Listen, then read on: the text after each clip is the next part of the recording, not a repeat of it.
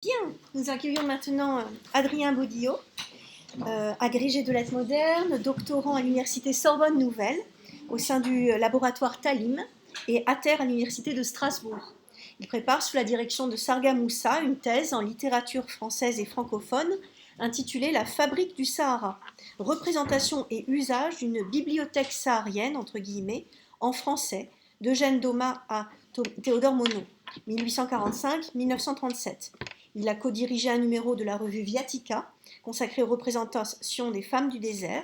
Et parmi ses publications récentes, on notera par ailleurs plusieurs articles sur le romancier Joseph Perret et une étude parue dans la revue, Études littéraires africaines en 2023, dédiée à des figures atypiques du sud de l'Algérie, les Rétassines,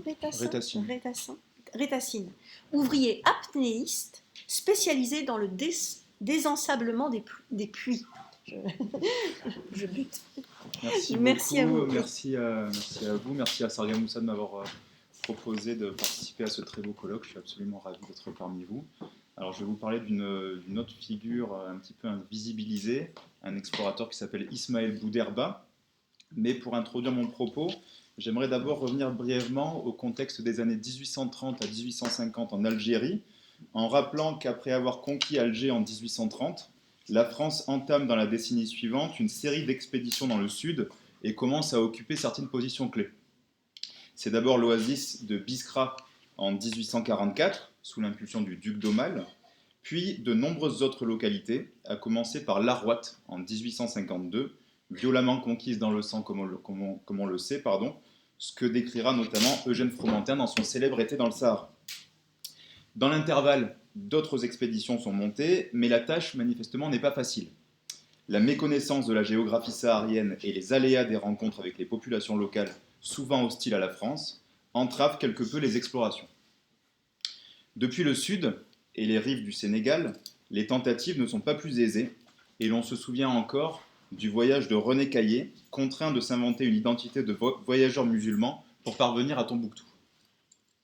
Pour faire face à ces difficultés, le ministère de la Marine missionne alors en 1849 un homme originaire de l'île de Gorée, métis, du nom de Léopold Panet, pour traverser le Sahara du Sénégal au Maroc en passant par la Mauritanie actuelle. L'idée est assez simple, il s'agit d'envoyer un explorateur qui, par ses traits et par ses connaissances supposées de la vie locale, puisse plus facilement voyager au désert. Panet y parvient et livre la relation de son voyage dans un récit intitulé « Relation d'un voyage du Sénégal à Souaïra, Mogador, en 1850 ». Ce qui est intéressant, c'est que ce modèle fait des émules, puisqu'au Sénégal, ce seront ensuite deux voyageurs, Bouel Mordad et Alioune Sall, qui seront envoyés pour explorer de larges parties du Sahara. En Algérie, ce modèle fait également des émules, puisqu'une mission est confiée en 1858 à Ismaël Bouderba par le maréchal Randon, qui était alors gouverneur de la région. Il s'agissait alors pour les militaires de reconnaître certaines routes caravanières et de possibles débouchés commerciaux pour la France, dans des années où les Anglais étaient déjà parvenus à ouvrir des consulats à Radamès et Mourzouk. Dans ce cadre, Randon vise en particulier l'oasis de Rat, au sud-ouest de l'actuelle Libye, et envoie d'abord un groupe de marchands qui ne lui rapportent que peu d'informations. Il décide alors de missionner un interprète, Bouderba, en l'associant à un notable Touareg, Si Othman. Alors Bouderba, qui est-il? Ce n'est pas le premier venu, il est le fils d'un notable algérois, Hamid Bouderba, et d'une Française originaire de Marseille, Célestine Durand. Il s'illustre par la double culture de ses parents, en suivant en particulier des études à Louis le Grand, mais, c'est important de le souligner, ne renie pas pour autant son identité algérienne, tout au contraire même, puisqu'il reste fidèle à la religion musulmane de son père et se voue à l'interprétariat en parfait bilingue. Il est vite nommé en Algérie et débute alors une carrière d'interprète militaire, durant laquelle il s'illustre dans plusieurs expéditions. Sur ces bases, mais aussi en raison de ses connaissances scientifiques supposées, Randon le choisit pour aller à Rat. Bouderba entame alors son voyage le 1er août 1858, arrive à Rat le 26 septembre et revient à son point de départ le 1er décembre. En décembre de l'année suivante, en décembre 1859, Il fait paraître dans la revue algérienne et coloniale le récit de son périple, qu'il intitule Voyage à Rat.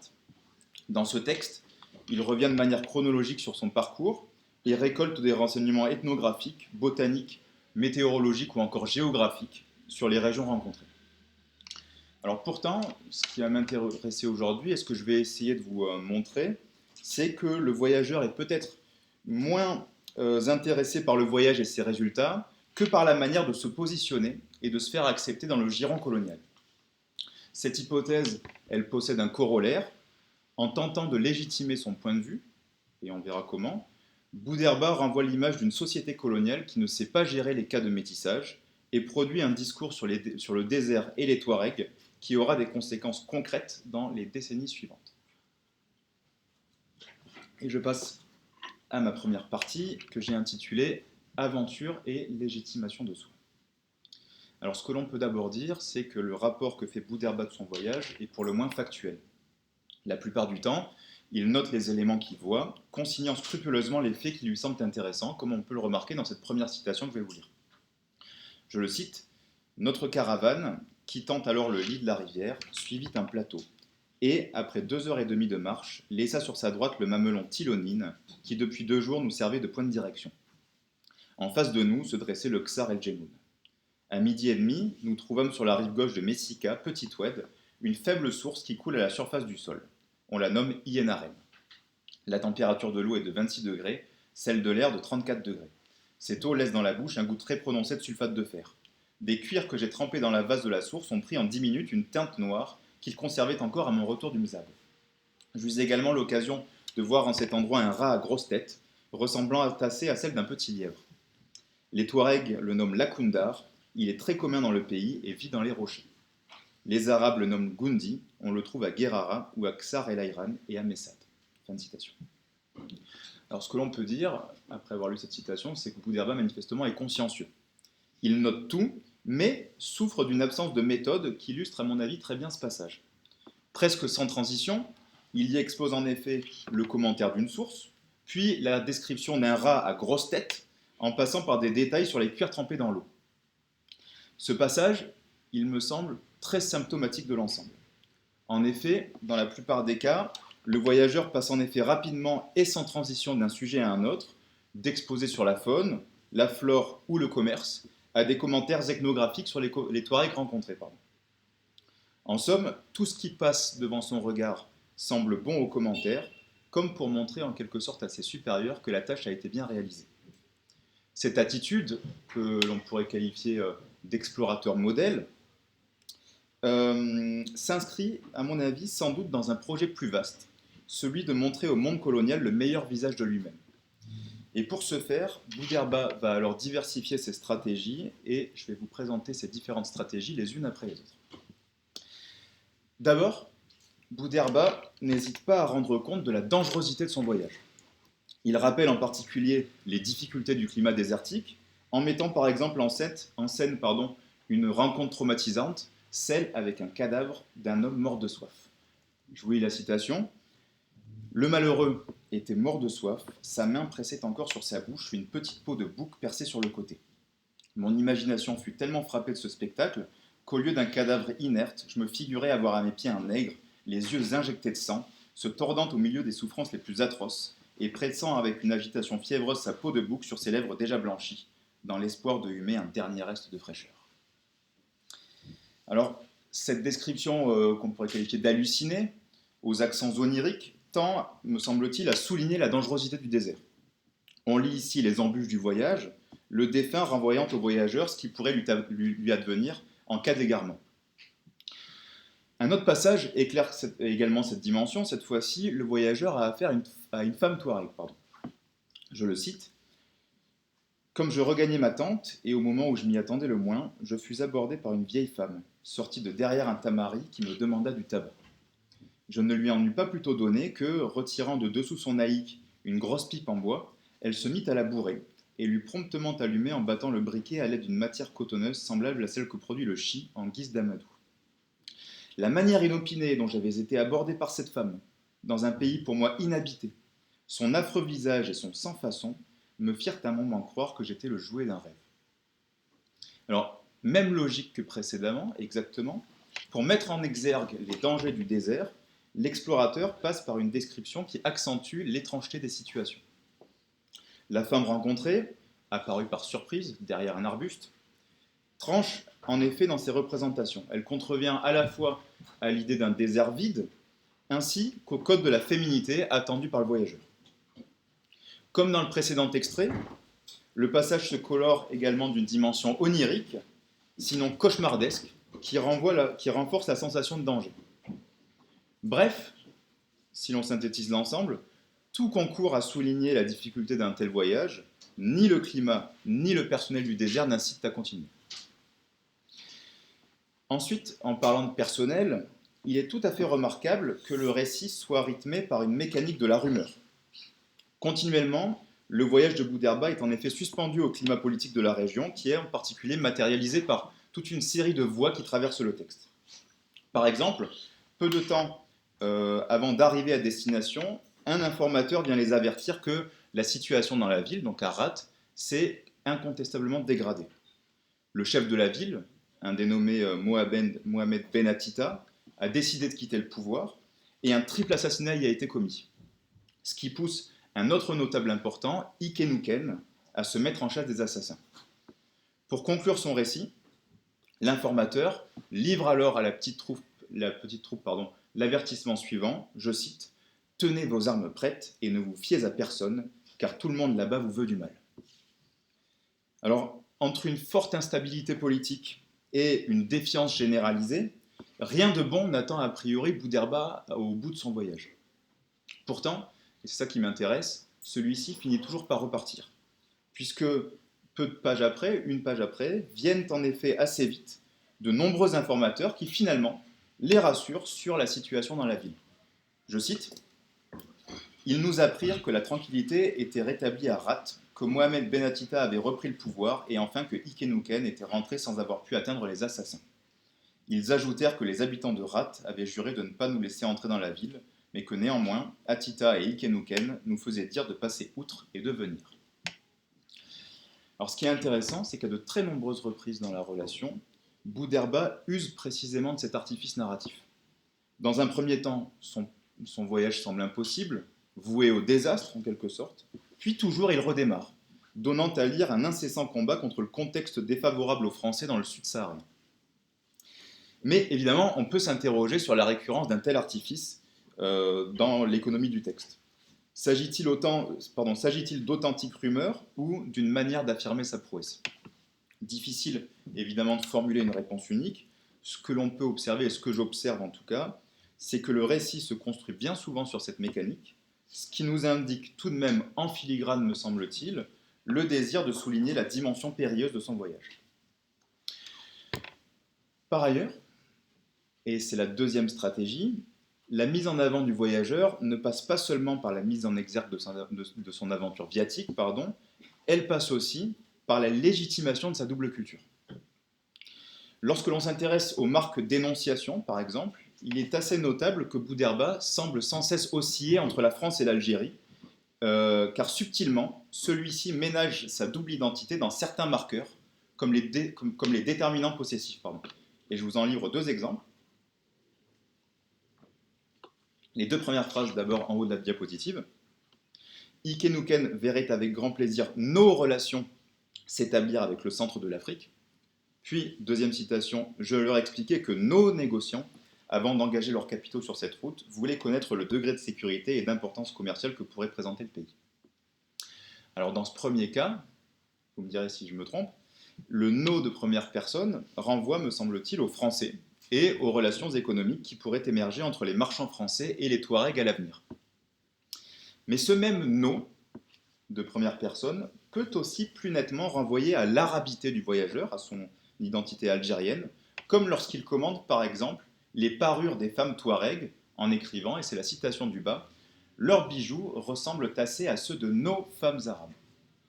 Alors ici, je crois que le déterminant renvoie à l'inverse, plus franchement, à la culture arabo-musulmane de Boudherba. Mais ce qui est intéressant, c'est que si celui-ci semble sans cesse hésiter entre les deux cultures, notamment via ce jeu de détermination, il est assez frappant qu'il mette très souvent en scène son algérianité. Et en particulier, il dissémine sans cesse des éléments renvoyant à sa foi musulmane. Au moment d'enterrer le malheureux mort de soif dont je vous ai parlé précédemment, il écrit par exemple, je cite, « Nous creusâmes une fosse dans le sable, et après une courte mais fervente prière, nous y déposâmes le corps soigneusement enveloppé de ses vêtements. » Puis, dans un entretien qu'il a avec plusieurs dignitaires touaregs, il leur parle, je cite, de musulman à musulman, comme pour toujours rappeler, en quelque sorte, son point de vue particulier. Ce faisant, par petites touches, très subtilement en fait, Boudherba tend à revendiquer et finalement normaliser le fait d'écrire en français avec un point de vue autre et surtout un point de vue musulman. Enfin, et c'est la dernière stratégie de légitimation à laquelle Boudherba a recours, pour asseoir son autorité de voyageur, il n'a de cesse de dévaloriser ses interlocuteurs touaregs en les réduisant à des individus paresseux, cupides ou miséreux. Ce faisant, il reprend là une mécanique bien connue, celle du discours orientaliste, à savoir le renforcement de lui-même par la dégradation de l'autre.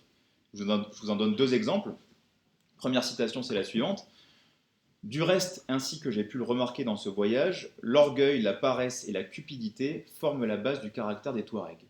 Chez eux, si le travail est une honte, la mendicité est en honneur. C'est une rançon prélevée sur le voyageur. » Puis, deuxième citation, « Je fus à même de constater par mes propres yeux un fait qui paraîtra incroyable et donnera une idée du degré de misère auquel sont tombés les malheureux qui habitent ce pays. Ils disputent aux insectes leur nourriture. J'ai vu des femmes creuser la terre pour en retirer des graines de drine que les fourmis y avaient amassées. » Alors, ce qui me semble intéressant, c'est que dans les deux cas, Boudherba inverse les représentations. Alors que les Touaregs sont plutôt valorisés et les Arabes dénigrés dans les textes de la même époque, le voyageur fait ici tout le contraire. Il se présente comme un Arabe sûr de lui, généreux, entouré de Touaregs miséreux et peu dangereux.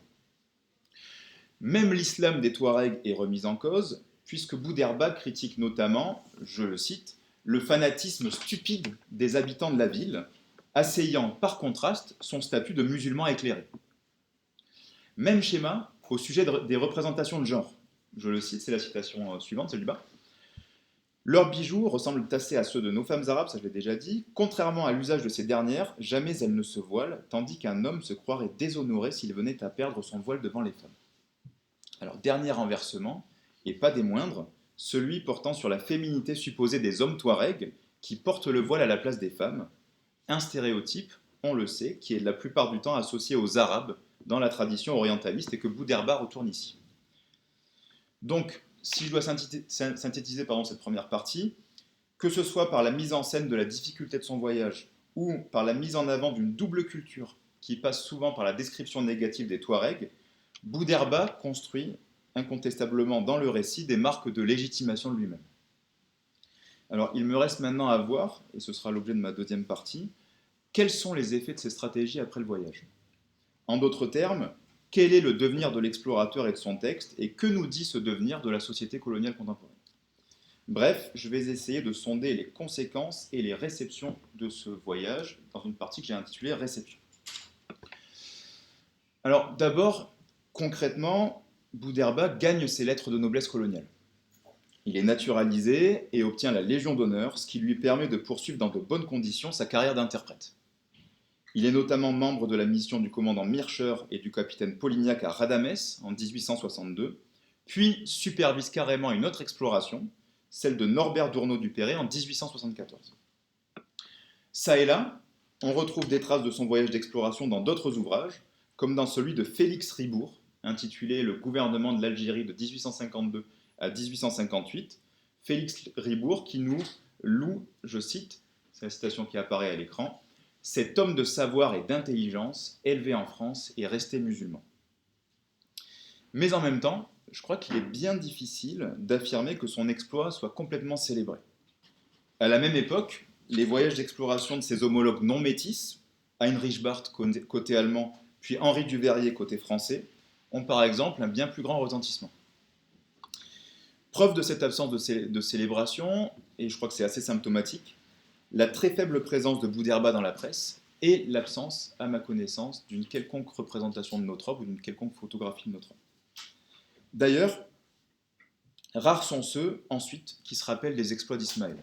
On peut tout de même citer un petit exemple, un général, le général Philbert, dans un journal qui s'appelle La France militaire, qui nous dit la chose suivante, et c'est la fin de la citation: son nom n'est pas devenu célèbre, et cependant, tous les membres de sa mission, alors il est en train de parler d'une mission plus tardive, s'accordent à reconnaître que ce traité important signé à l'occasion de cette mission, fut dû en grande partie au mérite personnel, aux connaissances étendues, au savoir-faire et à l'intelligence de Si Ismaël Bouderba.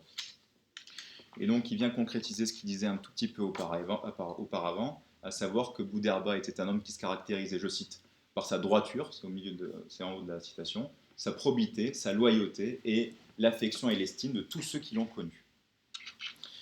Alors ce qui est intéressant, c'est que malgré un portrait aux accents très louangeurs, un éloge de Bouderba, celui-ci apparaissant comme une figure au mérite incomparable, appréciée de tous, il faut convenir avec le général Philbert que son nom n'est pas devenu célèbre. Alors pourquoi une telle disparition ? Déjà, sans doute parce que l'itinéraire de Bouderba est éclipsé par celui d'Henri Duverrier, qui réalise un voyage d'exploration dans les mêmes endroits à peu près, entre 1859 et 1861. Le voyage de ce dernier, donc le voyage de Duverrier, est bien plus médiatisé, puisqu'une partie de sa correspondance est même publiée dans la célèbre revue Le Tour du Monde, en 1861, une revue qui s'adresse à un public bien plus large que la plus confidentielle revue algérienne et coloniale qui reçoit le texte de Bouderba. En 1864, Duverrier fait par ailleurs paraître, en collaboration avec son ami le docteur Varnier, une somme encyclopédique intitulée Les Touaregs du Nord, qui pendant longtemps fera référence. Dans ce contexte, et on peut bien le comprendre, le récit de Bouderba, qui est assez bref, et même très bref par rapport à la somme textuelle proposée par Duverrier, fait évidemment pâle figure. En même temps, je crois qu'on peut s'interroger sur les effets de son identité métisse. Dans un monde colonial, et je crois que tout le monde l'a dit aujourd'hui, qui se caractérise par la fixité de son discours, pour reprendre le mot d'Omi Baba, qui hiérarchise les individus entre colons et colonisés, le cas de notre explorateur dérange sans doute car il contrevient très largement à cet imaginaire. On peut s'en rendre compte, notamment, et c'est ce qui va m'intéresser, dans la manière dont le voyageur est caractérisé. Dans un premier temps, dans le paratexte inaugural du texte, il est décrit comme, je cite, un arabe algérien. Une dénomination qui a tendance, à mon avis, à gommer l'héritage français et francophone de notre homme et qui entre en contradiction avec un récit qui mettait au contraire en relief un positionnement plus ambigu. Primerait plutôt l'idée, ici, d'un voyageur autochtone, assez éloigné de la France, mais capable, par cette identité située, de réussir un tel voyage d'exploration. Dans un deuxième temps, les rares textes qui évoquent Bouderba ne peuvent s'empêcher d'insister sur l'intelligence du voyageur. C'est le cas de Félix Ribourt, dont je vous parlais à l'instant, qui faisait de lui un homme de savoir et d'intelligence. C'est aussi le cas d'un article dans Le Temps du 2 mai 1861, qui nous le décrit comme un intelligent voyageur. C'est le cas enfin dans un article du journal des débats politiques et littéraires, qu'il qualifie de musulman de savoir et d'intelligence élevé en France. Alors ces précisions indiquent à demi-mot, me semble-t-il, que le cas dérange, et qu'il faudrait le justifier en soulignant l'intelligence du voyageur. Ces différentes dénominations sous-entendent également que Bouderba serait une exception à la règle, qu'il devrait son intelligence à son éducation à la française, surtout dans la dernière citation. Alors, la fébrilité de toutes ces réactions, ou carrément le silence qui entoure le voyage, montre en tout cas que l'explorateur gêne, qu'on ne sait pas bien comment le nommer, ou même voir comment le classer. À la lueur de cette réception qu'on pourrait qualifier donc de gênée, on peut avancer, à mon avis, le potentiel résistant de Bouderba, car le simple fait en soi de mettre en avant sa double origine, dans un contexte de hiérarchisation des individus, est déjà, je crois, un acte subversif. Il est, enfin, et je terminerai pratiquement là-dessus, une autre forme de réception que j'aimerais examiner, celle liée, cette fois-ci, aux effets produits par les représentations du désert et des Touaregs dans le texte. Alors pour ce faire, je vous propose de nous rendre en conclusion de sa relation dans un passage où Bouderba vante les débouchés commerciaux possibles avec cette région du Sahara, et un passage où finalement il synthétise un petit peu sa pensée. Deux citations. La première.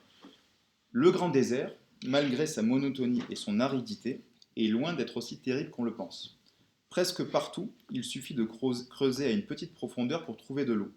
Je crois même que dans El Gassi, on atteindrait à 15 ou 20 mètres la nappe d'eau que j'ai retrouvée sur toute ma route. Puis, deuxième citation, les Touaregs, quoique cupides, paresseux et mendiants, ne sont ni traîtres ni voleurs, et ne sont certainement pas aussi féroces que les Arabes nous les avaient représentés, et sans les événements du Touat, suite de l'arrivée de Mohamed Abdallah, etc. etc. Alors, d'un côté, le désert apparaît comme un lieu sûr.